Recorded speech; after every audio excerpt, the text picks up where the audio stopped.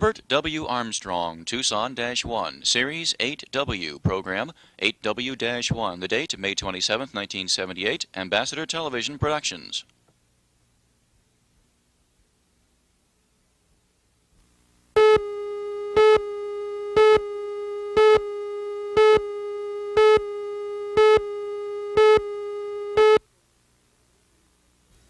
Is there a purpose in human beings being here? Were we put here, or did we just evolve from a spineless amoeba, single-celled amoeba? Where are we going? Is there purpose to life? And what is the way? And let me say here that I bring you absolutely certain hope, a hope that is absolutely sure. And that is that there is coming in this generation, in the generation in which you live, world peace, prosperity, universal prosperity, happiness, brimful and running over, and salvation to mankind. The World Tomorrow. The Worldwide Church of God presents The World Tomorrow with Herbert W. Armstrong.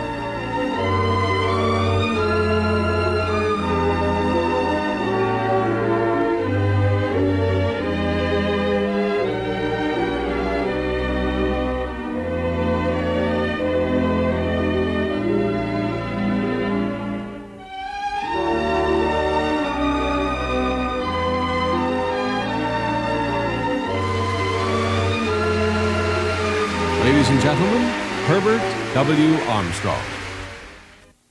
All you read in the newspapers, all you hear in newscasts is bad news. You hear of the evils of the world, and it seems that there is nothing good. What was the cause? Is there a devil? And if there is a devil, where did he come from? I'm going to answer all of those things, but to answer, let me say it's a good deal like going into a motion picture show, and you go in about 3/4 of the way along in the movie, and you don't know what went before, you didn't see what led up to what you're seeing near the end, and you can't understand it. It doesn't make sense if you don't know what went before. In order to answer the questions that I put to you that are the most important things in this world to know, I must begin at the beginning. And the beginning is not history, it's prehistory. It's before there was any history. It is before Jesus Christ. Now, I suppose that most people would say that the beginning, if you're going to begin at the beginning in the Bible, would be Genesis 1, verse 1. That's the first verse in all the Bible. In the beginning, God created the heavens and the earth. But that is not the beginning.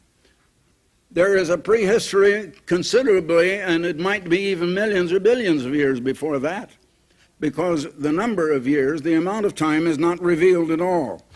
And the beginning then is John, the first chapter, and the first 3 verses. In the beginning was the Word. Now that word is translated into the English language from the original Greek. It means the one who speaks and is the spokesman of the Godhead. And the Word was with God, and the Word was God. Now, the Word was one personage. That personage was with God, another personage. But that first personage of the Word was also God. And so they are both God. That is the real beginning.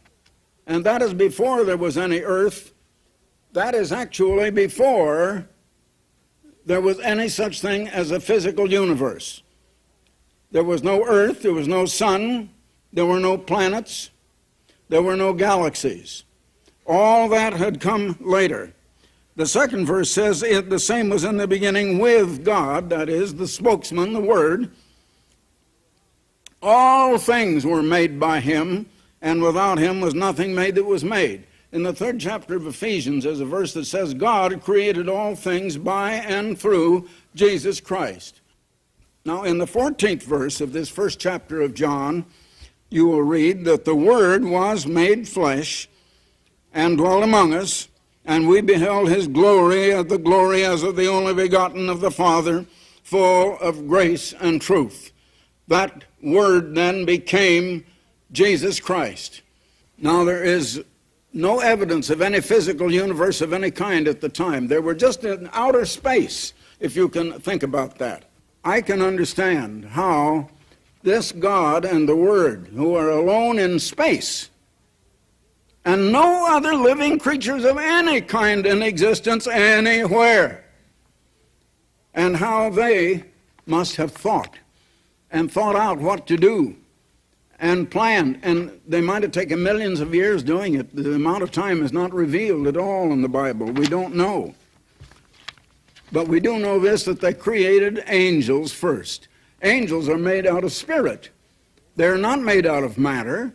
Now, angels were created before the earth. You know, Job was a man who lived long, long ago in most ancient times, and Job apparently had built a great building.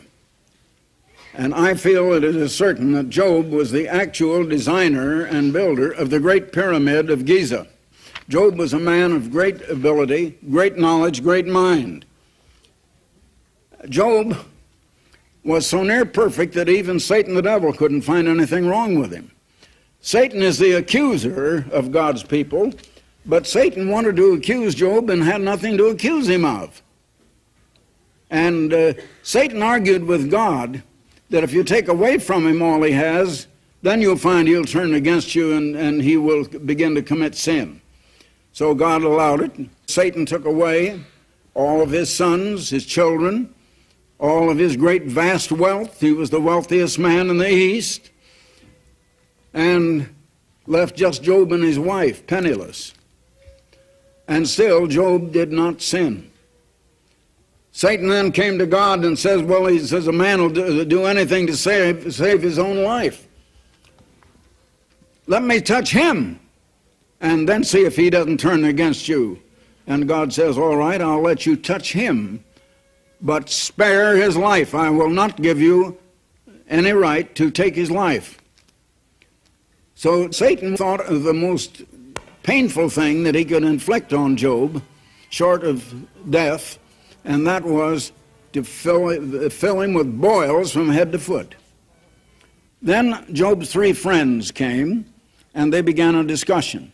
That's what the book of Job is all about. His three friends thought that all that happened to Job was Job's own fault, and he'd brought it on himself. And Job insisted on his own righteousness, and that it was not a result of any sins on his part. And in the 38th chapter, it says, then the Eternal answered Job out of a whirlwind and said, verse 4, where wast thou when I laid the foundations of the earth?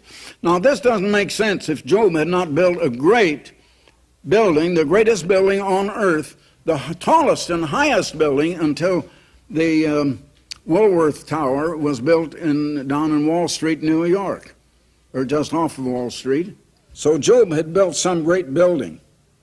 Declare if thou hast understanding. Who hath laid the measures thereof, if thou knowest, or who hath stretched the line upon it? Talking in the language of one that would build a great master building. Whereupon are the foundations thereof fastened? Or who hath laid the cornerstone thereof, when the morning stars sang together, and all the sons of God shouted for joy? In that case, that is long before man was created. Therefore, the sons of God, therefore, are, and all the way from the first chapter of Genesis, referred to as the angels. The angels then were in existence before the earth. They shouted for joy at the completion of the earth. Why did they shout? Because this earth was created to become their abode. Angels occupied this earth before any human man. Now, how many know that? How many ministers, how many evangelists ever tell you that? They don't begin way back there at the beginning. And if you don't get that beginning, you can't understand the present unless you know what has led up to it. Now, God created angels out of spirit, still no matter, until we come to the first chapter of Genesis, which comes next. In the beginning, God created the heavens, and it should be plural, as Moses wrote it in the Hebrew language, and the earth. In other words, God created the earth and the whole universe. But he created angels first. Now he created the physical, material universe. He created it first for the angels. He had a most important job for them to do. That is the way God created the earth. That's the way he created the entire vast universe. He did not finish it. He put angels on the earth, and their job was to finish it. God had a great job for them to do, and that's why they were put on the earth. But now, what is the most important thing that God can create? The most important thing that could be created is something God cannot create directly by fiat at all, and that is holy, righteous, perfect character. If God made the angels so that they had to do just the right perfect thing and never could do anything else, they would be like a machine that does what its maker has intended, but it has no mind, it can't think, and there's no character. That isn't what God wanted. So he created the angels with minds. He gave the angels knowledge. He showed the angels his way of living. And when he put them on the earth in order that they would work together in accomplishing his purpose, and this was the trying ground, and if they could succeed in finishing what he wanted finished on this earth, then they would go to the other planets of our solar system, like Mars, Jupiter, Saturn, and the others. And after they finished our solar system, which is only part of a great galaxy, then they would go to the other planets in our galaxy, and after they finished that, to the other myriad galaxies, as far as outer space goes. Now I'm going to show you that instead of building up and finishing it, they destroyed the earth and tore it down and started wrecking what God had created instead of adding beauty and other things to it. Now, God is the author of beauty. God is the author of light. Satan is the author of chaos, of confusion, and of darkness. But I want to show you a little more about Satan and his origin. Herbert W. Armstrong will return right after this message. You're invited to learn more about these important issues through the pages of Plain Truth. This international journal of understanding comes along every month with a penetrating analysis of world news in the light of Bible prophecy.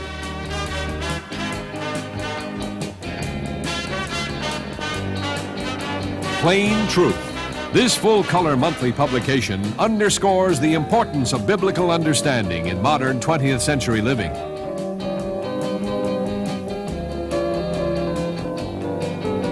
Your subscription is free of charge. There is no cost or obligation. Call this toll-free number, 800-423-4444. That's 800-423-4444. The Plain Truth, a magazine of understanding. God put over those angels a super archangel, the most perfect, the most powerful being that God could create. But remember, I told you the one thing God cannot instantly create without taking away the right of free choice, the right of any character whatsoever, is character, holy, righteous, perfect character. And so God did not create the angels with that. God showed them and taught them the right way, but he did not force them to go the right way. They had to make their own decision, even as you and I, and ultimately the whole world will have to, but most of the world is not called to judgment as yet. Now in the 14th chapter of Isaiah, you begin reading about the king of Babylon, who was a type of sin on the earth, the ancient King Nebuchadnezzar of Babylon. And then it comes to the 12th verse and speaks of someone not human at all, someone far greater, of whom the king of Babylon was only an earthly servant or type, and so on. He says here, "How art thou fallen from heaven, O Lucifer?" That's the great antitype. Just as Nebuchadnezzar was the first ruler of an empire, the ruler over the world, so this is someone that was put as ruler over the whole earth in the time of angels. "How art thou fallen from heaven, O Lucifer?" His name was Lucifer. The name Lucifer means shining star of the dawn, a light bringer, a bringer of light and truth. Son of the morning. Well, that's another word that even describes the meaning. Son of the morning, light bringer. He had fallen from heaven. "How art thou cut down to the ground, which didst weaken the nations?" Or a better translation, "How art thou, who did weaken the nations, cut down to the ground? For thou hast said in thine heart, I will ascend into heaven. I will exalt my throne above the stars of God." Now he had a throne. I want you to notice that. He was a king. He was over the angels. He had a throne. His throne was on the earth because it was under the clouds. He was going to ascend to heaven above the clouds. "I will sit also upon the mount of the congregation in the sides of the north." That is the only description in the Bible of the place of the throne of God in the far north. Astronomers find very little in the far north. He continued and said, "I will ascend above the height of the clouds." So he was on the earth. "I will be," it says here, "like the Most High," but a better translation is, "I will become the Most High myself." I'm going to take away the throne from God. I'm going to sit as the ruler myself. "Yet thou shalt be brought down," here to hell, which in the Hebrew language and it's Sheol and means the grave. Now I'd like you to turn next to Ezekiel, the 28th chapter, and here again we find something mentioned of him. Now here it starts out talking about the prince of Tyre in the 2nd verse. Then finally it comes to the great antitype that he represented actually. "Moreover, the word of the Eternal came unto me, saying, Son of man, take up a lamentation upon the king of Tyre." Now it started out talking about the prince of Tyre. It was the human ruler. Now it talks of the king of Tyre, who is not human. "And say unto him, Thus says the Lord Eternal, Thou sealest up the sum full of wisdom and perfect in beauty." Never can you find a place where God says that of any human man. Perfect in beauty. The only one that it could possibly be said of would be Jesus Christ. "Thou hast been in Eden, the garden of God." So he was here on the earth, and that's where his throne was. "Every precious stone was thy covering." And then it goes on to mention many of them. And continuing now in verse 14, "Thou art the anointed cherub that covereth." Now that takes us immediately back to the 24th and 25th chapters of Exodus, where God was revealing to Moses something about the throne of God in heaven. "Thou wast upon the holy mountain of God. Thou hast walked up and down in the midst of the stones of fire." Now get this, listen. "Thou wast perfect in thy ways from the day that thou wast created." He was not a born being like we are. He was a created being. "And he was perfect in his ways from the day he was created till iniquity was found in him." Now, as I say, if God had made him perfect, so he couldn't do wrong, there would have been no character whatever. God created him with a mind of his own. God showed him the right way. God showed him the way of holy, righteous, perfect character. God set the example in that God had that himself, and this Lucifer could see it. But he had gone the wrong way. Now, he had made that choice himself.